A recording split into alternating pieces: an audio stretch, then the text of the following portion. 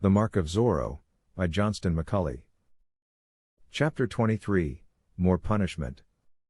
Señor Zorro rode quickly to the crest of the hill beneath which was the pueblo, and there he stopped his horse and looked down at the village. It was almost dark, but he could see quite well enough for his purpose.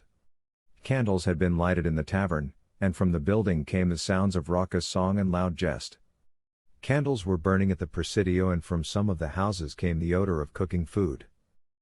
Señor Zorro rode on down the hill.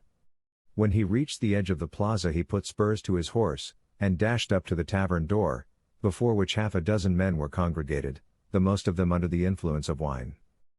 "Landlord!" he cried. None of the men about the door gave him particular attention at first, thinking he was but some caballero on a journey wishing refreshment.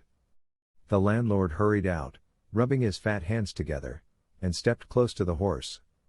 And then he saw that the rider was masked, and that the muzzle of a pistol was threatening him. "Is the magistrado within?" Señor Zorro asked. "Si, señor." "Stand where you are and pass the word for him. Say there is a caballero here who wishes speech with him regarding a certain matter." The terrified landlord shrieked for the magistrado, and the word was passed inside. Presently the judge came staggering out, crying in a loud voice to know who had summoned him from his pleasant entertainment. He staggered up to the horse, and put one hand against it, and looked up to find two glittering eyes regarding him through a mask. He opened his mouth to shriek, but Señor Zorro warned him in time. "Not a sound, or you die," he said. "I have come to punish you. Today you pass judgment on a godly man who was innocent. Moreover, you knew of his innocence, and his trial was but a farce. By your order he received a certain number of lashes. You shall have the same payment. You dare." "Silence!" the highwayman commanded. "You about the door there, come to my side," he called. They crowded forward, the most of them peons who thought that here was a caballero who wished something done and had gold to pay for it. In the dusk they did not see the mask and pistol until they stood beside the horse, and it was too late to retreat then. "We are going to punish this unjust magistrado," Señor Zorro told them. "The 5 of you will seize him now, and conduct him to the post in the middle of the plaza, and there you will tie him. The first man to falter receives a slug of lead from my pistol, and my blade will deal with the others. And I wish speed, also." The frightened magistrado began to screech now. "Laugh loudly, that his cries may not be heard," the highwayman ordered, and the men laughed as loudly as they could, albeit there was a peculiar quality to their laughter.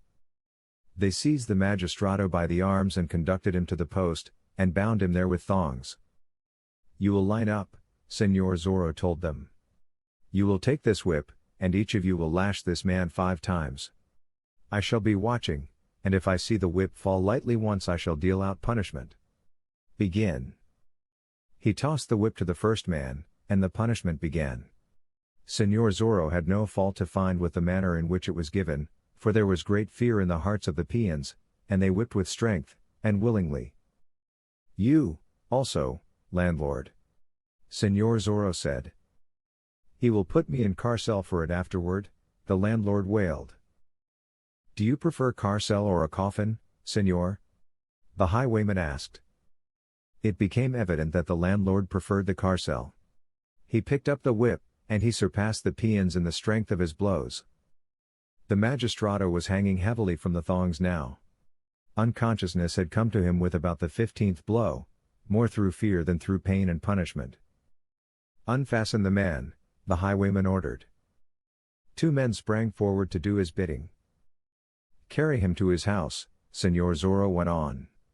"And tell the people of the pueblo that this is the manner in which Señor Zorro punishes those who oppress the poor and helpless, who give unjust verdicts and who steal in the name of the law. Go your ways." The magistrado was carried away, groaning, consciousness returning to him now. Señor Zorro turned once more to the landlord. "We shall return to the tavern," he said. "You will go inside and fetch me a mug of wine, and stand beside my horse while I drink it. It would be only a waste of breath for me to say what will happen to you if you attempt treachery on the way." But there was fear of the magistrado in the landlord's heart as great as his fear of Señor Zorro. He went back to the tavern beside the highwayman's horse, and he hurried inside, as if to get the wine. But he sounded the alarm. "Señor Zorro is without," he hissed at those nearest the table. "He has just caused the magistrado to be whipped cruelly. He has sent me to get him a mug of wine." Then he went on to the wine cask and began drawing the drink slowly as possible. There was sudden activity inside the tavern. Some half-dozen caballeros were there, men who followed in the footsteps of the governor. Now they drew their blades and began creeping toward the door, and one of them who possessed a pistol and had it in his sash, drew it out, saw that it was prepared for work, and followed in their wake.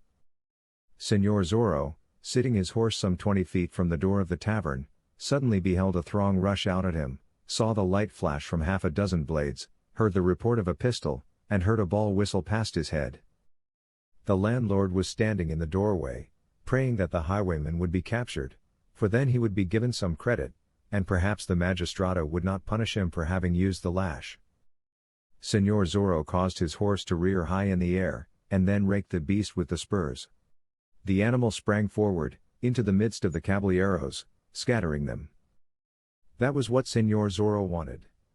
His blade already was out of its scabbard, and it passed through a man's sword arm, swung over and drew blood on another. He fenced like a maniac, maneuvering his horse to keep his antagonists separated, so that only one could get at him at a time. Now the air was filled with shrieks and cries, and men came tumbling from the houses to ascertain the cause of the commotion. Señor Zorro knew that some of them would have pistols, and while he feared no blade, he realized that a man could stand some distance away and cut him down with a pistol ball. So he caused his horse to plunge forward again, and, before the fat landlord realized it, Señor Zorro was beside him, and had reached down and grasped him by the arm. The horse darted away, the fat landlord dragging, shrieking for rescue and begging for mercy in the same breath. Señor Zorro rode with him to the whipping post. "Hand me that whip," he commanded. The shrieking landlord obeyed, and called upon the saints to protect him. And then Señor Zorro turned him loose, and curled the whip around his fat middle, and as the landlord tried to run he cut at him again and again. He left him once to charge down upon those who had blades and so scatter them, and then he was back with the landlord again, applying the whip.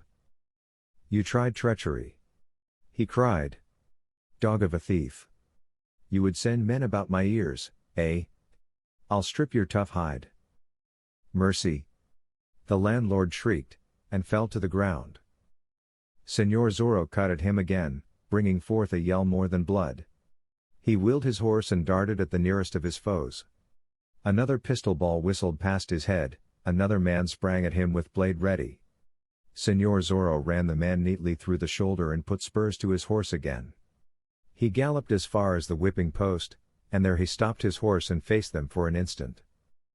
"There are not enough of you to make a fight interesting, señores," he cried.